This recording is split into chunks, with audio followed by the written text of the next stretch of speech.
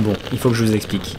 Récemment, Orange m'a challengé d'aller capturer les plus beaux lieux 4G du nord-ouest de la France. L'idée était de ramener les plus belles images possibles, alors j'ai direct appelé mon pote Thomas pour m'accompagner sur cette mission. On a loué une voiture et on est parti pour 2000 km de road trip.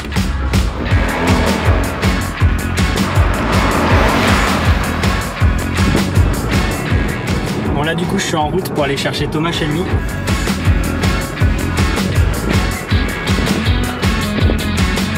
Prêt pour le road trip? Let's go. Ok.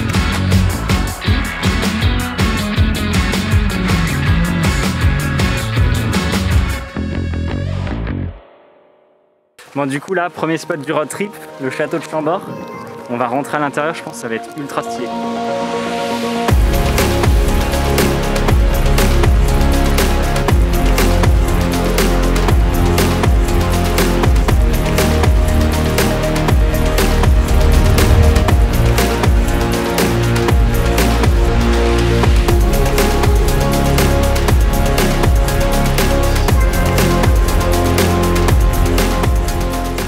Après avoir visité cet énorme château qui était notre premier lieu 4G Orange du road trip, on a pris la direction de Pornic où on avait prévu de passer la soirée avec notre pote Hugo qui habite là-bas. Du coup on vient d'arriver, Hugo il est pas chez lui, on l'attend. On sait pas trop ce qu'il fait là. Là, il est là. Bon, comme Hugo il vit littéralement avec un one wheel accroché au pied, l'objectif était qu'il nous apprenne à en faire pour pouvoir rouler sur la plage au coucher de soleil. Du coup Hugo va nous montrer comment faire du one wheel. Thomas va tester pour la première fois, on va voir. Ah, pas mal. Au final, c'était plus simple que ce qu'on pensait et en à peine 20 minutes, on avait compris comment se déplacer avec le one wheel. Enfin presque.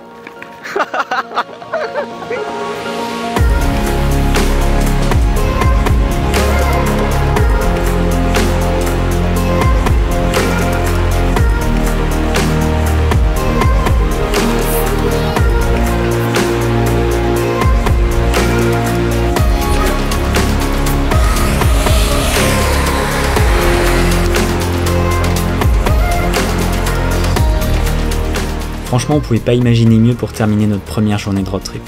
On était bien fatigués, mais on avait prévu de se lever à 6 h le lendemain pour une mission lever de soleil vraiment folle.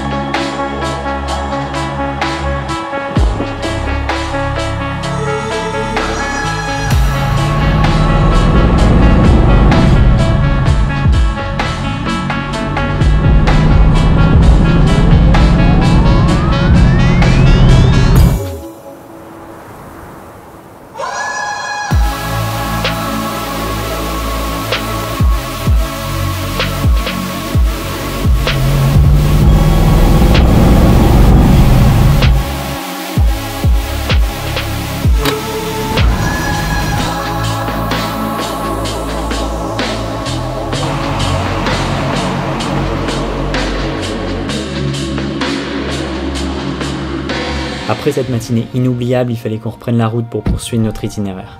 Avec Thomas toujours aux aguets, on s'est dirigé vers la pointe de la Bretagne en longeant la côte avec pour objectif de se faire un bon coucher de soleil.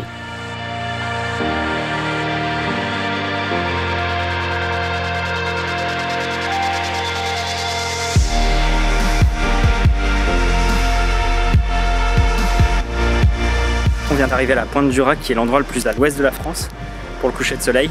Il y a un petit phare qui est là-bas.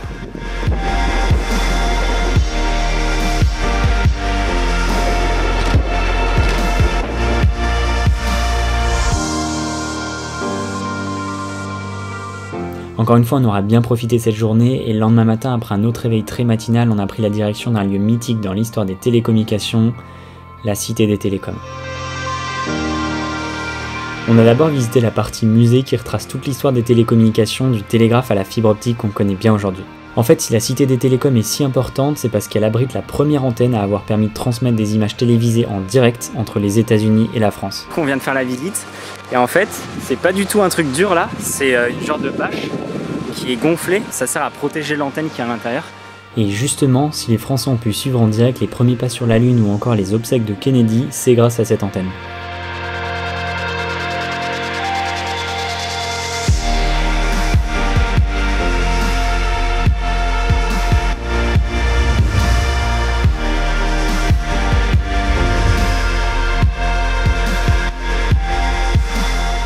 On a ensuite continué notre périple en direction du Mont Saint-Michel et quoi de mieux qu'un ULM pour prendre un peu de hauteur et aller le photographier sous tous ses angles.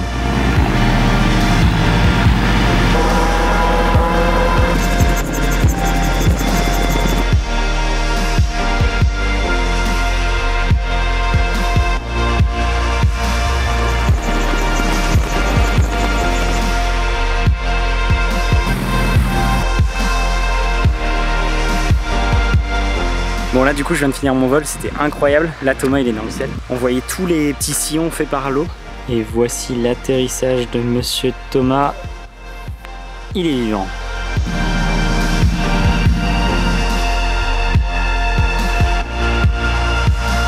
Je viens d'arriver à Saint-Malo. Il fait un peu sombre mais on va essayer d'aller tout au bout de la pointe là-bas, près du phare. Et on va essayer de faire une photo de drone de la ville. Je pense que ça peut rendre super bien.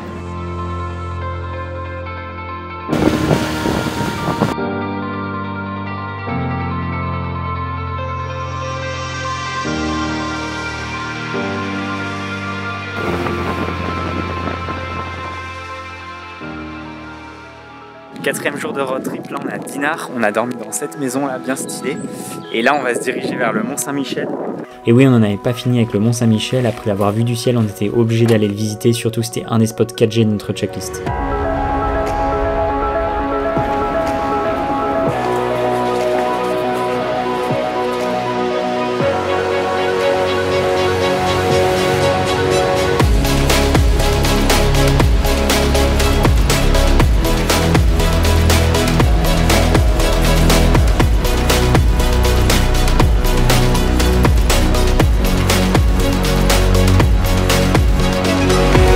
Avec Thomas qui était toujours aussi vif, on a ensuite pris la direction de Honfleur pour y passer la nuit et se rapprocher du dernier spot du road trip, Etretat.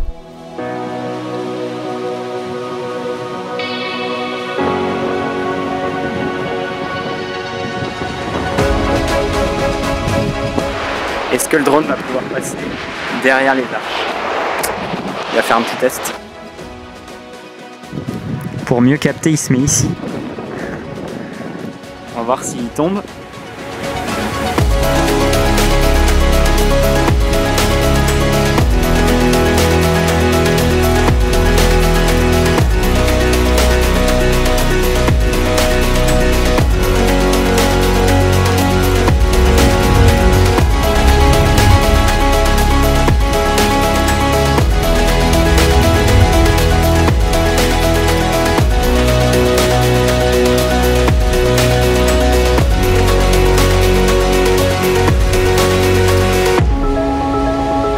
Et c'est sur ces images qu'on a terminé nos 2000 km de road trip avec plein de bons souvenirs et une seule envie, repartir.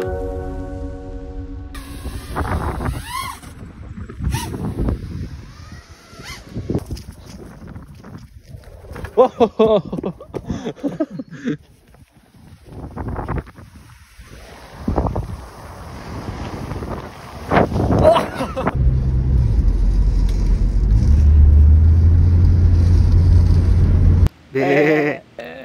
Et toi,